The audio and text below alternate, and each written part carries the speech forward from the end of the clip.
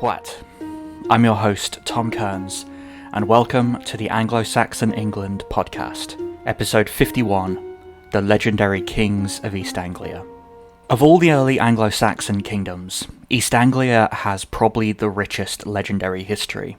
While the historicity of this history is of course questionable, I believe that it's important to discuss it, since it serves to situate the East Anglians, as well as their heirs the Mercians, in a larger North Sea cultural zone, but also because it links some of the most famous works of Old English literature directly to the history of this small kingdom. In the bonus episode on the poem Widsith, which can be found on the Patreon page, I talked a bit about how the Anglo-Saxons shared a larger legendary mythos with their Germanic kin on the continent. This mythos looked back to the period known by scholars as the Migration Age, the time in the 4th and 5th centuries when Germanic peoples from Scandinavia and Central Europe began to migrate into the territory of the Roman Empire, probably as a result of the expansion of the Huns led by Attila in the east. While there is no written evidence from the peoples of this time, it's remained fixed in the memory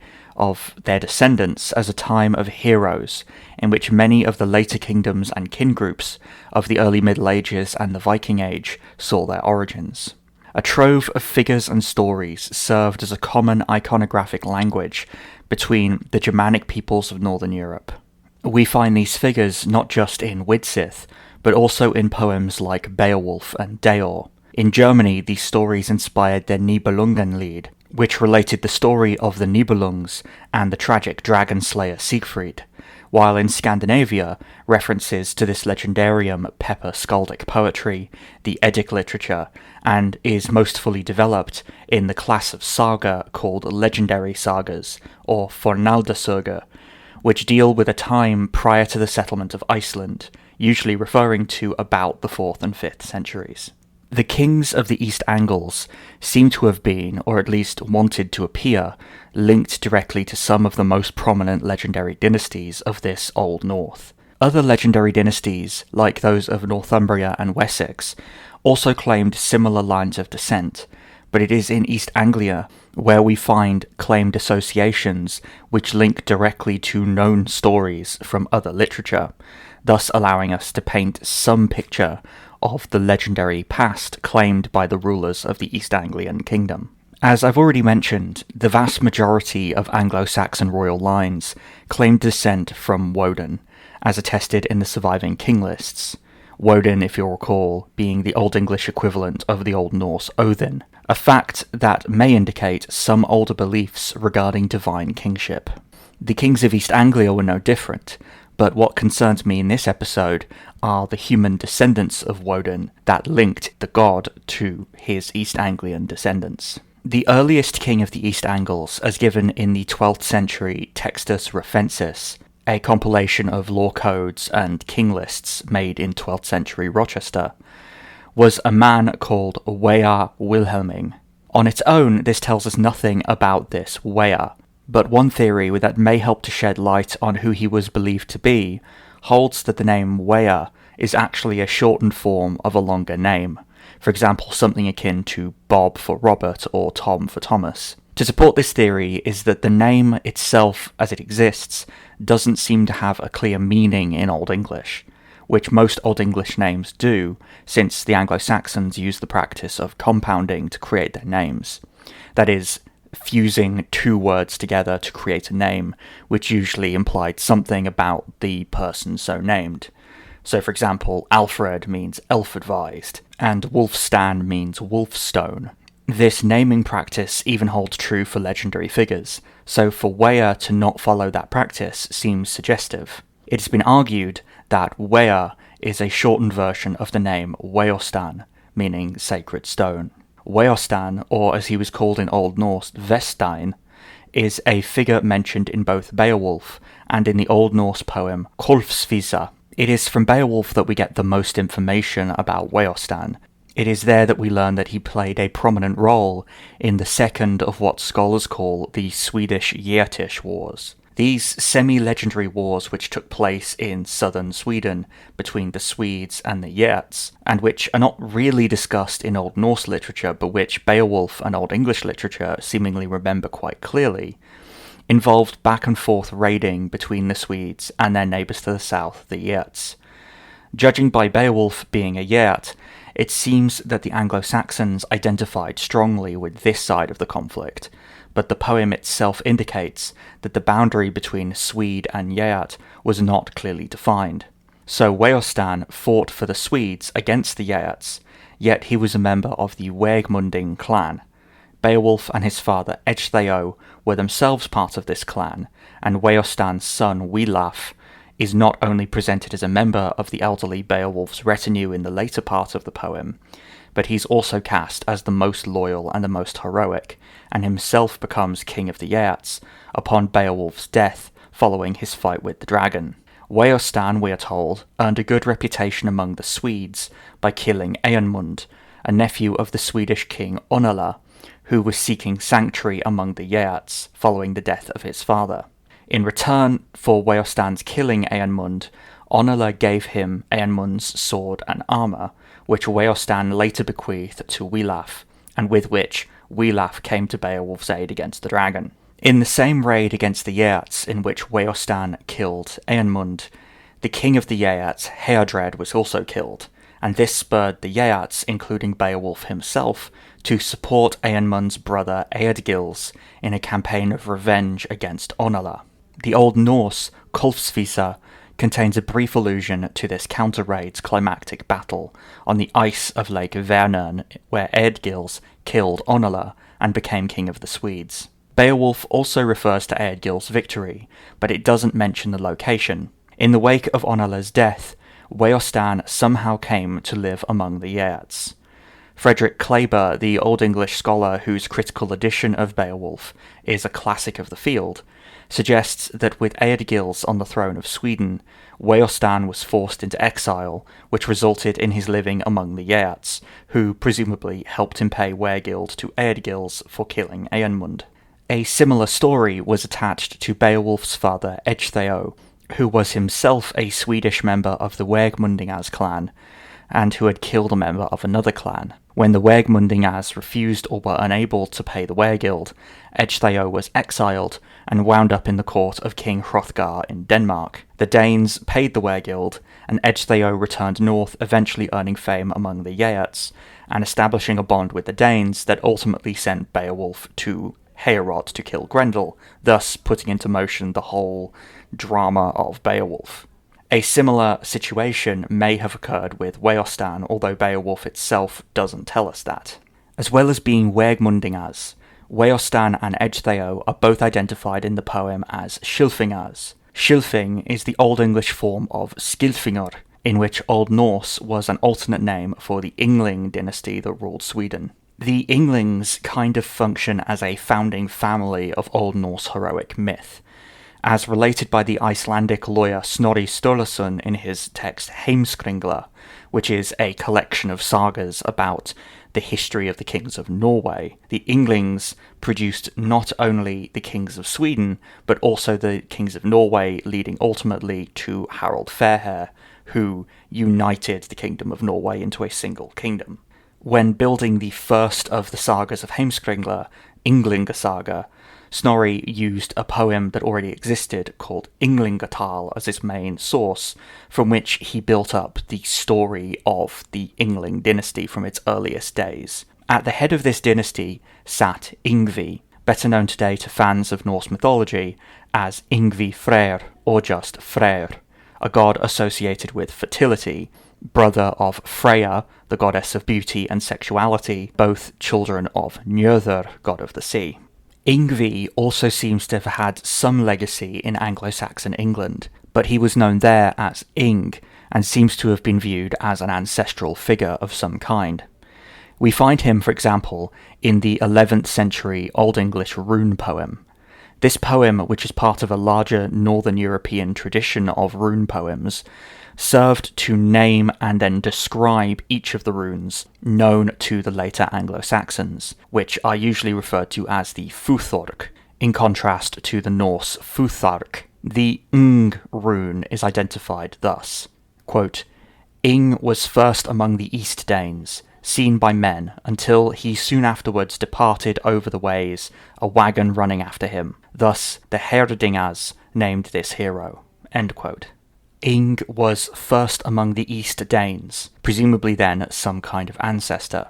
This link to ancestry is further suggested by the name recorded for the peoples who lived along the North Sea coast, in the areas of Jutland, Holstein and Frisia in antiquity. Tacitus, in his Germania, says that these people called themselves the Ingveones, a name meaning sons of Ing. The regions where these Ingveones lived match exactly with those that produced the Angles, Saxons, Jutes and Frisians, who later migrated to Britain and became the English. On these grounds, it seems that the early English understood themselves to be the descendants of a divine ancestor called Ing. While Woden was an ancestor of kings, Ing was a common ancestor of all the English. I realise that this has been a lot of names and a lot of myths and a lot of stories, so let's do a quick recap. The first name in the East Anglian king list of the Textus Recensis is Wea, which may be a shortened version of Weohstan. Weohstan was a hero in Old English and Old Norse legendary literature, associated with both the Swedes and the Geats. Weohstan was also a member of the Scilfing dynasty that ruled Sweden, and his son became king of the Geats. Thus, while there is no reason to think that Weohstan was ever a king in East Anglia himself, despite what the Textus Recensis says, the later East Anglian kings used his legend to tie themselves to the royal lines of both Sweden and Geatland, two peoples who played a major role in the Anglo-Saxons legendarium, thereby imbuing the kings of the East Angles with a great deal of prestige. These legends may reflect some memory of close Swedish links, though. Several of the objects found at the Sutton Hoo burial show strong stylistic links to contemporary royal burials in Sweden, a fact which suggests continued close contact between the East Anglians and Swedes. In light of this, the story of Weohstan and the Swedish-Geatish Wars may have some deep meaning to the elite of East Anglia, who regarded both the Swedes and the Geats as ancestors of some kind.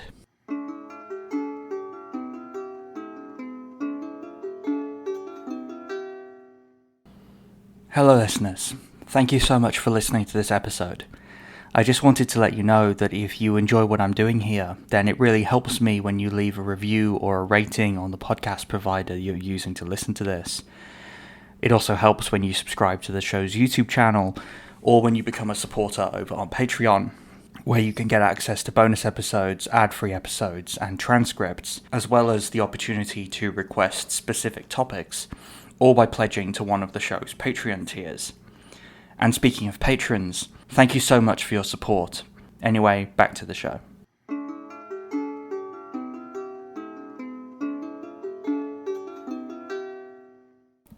It's very likely that Weohstan was grafted onto the beginning of the East Anglian royal line as a means of earning prestige.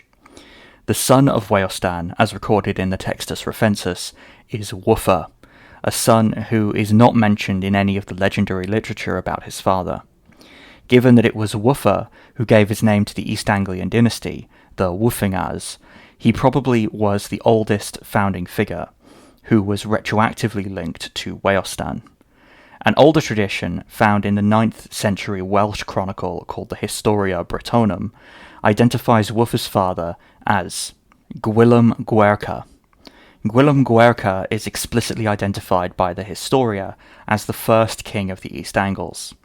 Since this figure's name is almost certainly mangled by the chronicler, it is unclear what his Anglian name would have been, thus making it difficult to tell who this pre-Wuffa ruler of East Anglia was. Some scholars suggest that Wuffa was linked by marriage to the German tribe called the Wani, who are mentioned by the Byzantine historian Procopius.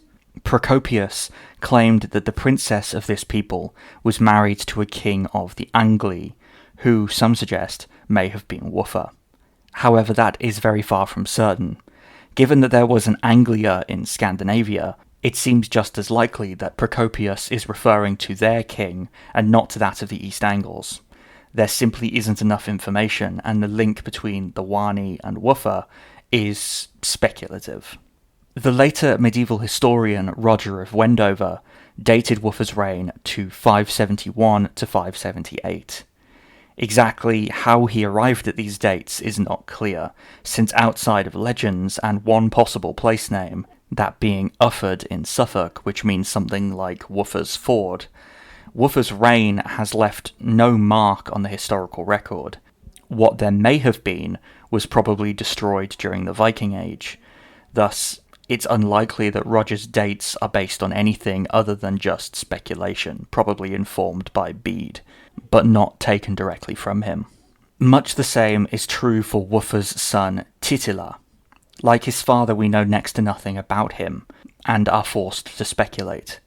It has been suggested that the name Titila is etymologically similar to Totila, the nom de guerre of the king of the Ostrogoths, who reigned from 541 to 552.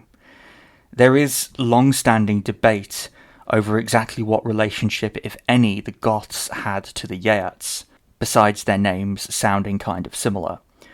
Old Norse and Old English both consistently define them as separate peoples, yet there are some cultural similarities which suggest both originated in southern Sweden. It is possible, then, that Titila's name reflects yet again a sign of close ties between East Anglia and Sweden. Bede tells us that Titila died around 616, assuming that he became king at some point in the 750s, although since this is based on the questionable dating of Wuffa's reign, we really can't be sure how reliable that is. Anyway, assuming a 570 succession, then Titila reigned for several decades. This is a common feature of many of these legendary kings. Their reigns are longer than really seems likely given the time and the situations in which they lived. Most likely these unusually long reigns are later creations or distorted memories of important rulers that were expanded to fill in gaps of uncertainty or to hide any inconvenient disruptions in a ruling dynasty's claim to the throne. As this episode has tried to demonstrate, however, even such fictions or half-truths can contain some useful insights. In this case, they serve to highlight the very close ties that certainly existed between East Anglia and Sweden. The one part, and really the only part, of Titila's reign that is definitely not legendary is that he was succeeded by Radwald, the first certainly historical king of the East Angles. Bede claimed that Radwald was Titila's son. We can't really be certain of that, especially if Titila didn't actually exist, but that Radwald himself existed is beyond dispute. And I will say more about him, as well as the famous burial that may have given us his body, in the next episode. Thank you for listening. I hope you've enjoyed this episode of the Anglo-Saxon England podcast. Once again, I've been your host, Tom Kearns, and I hope you'll join me again next time.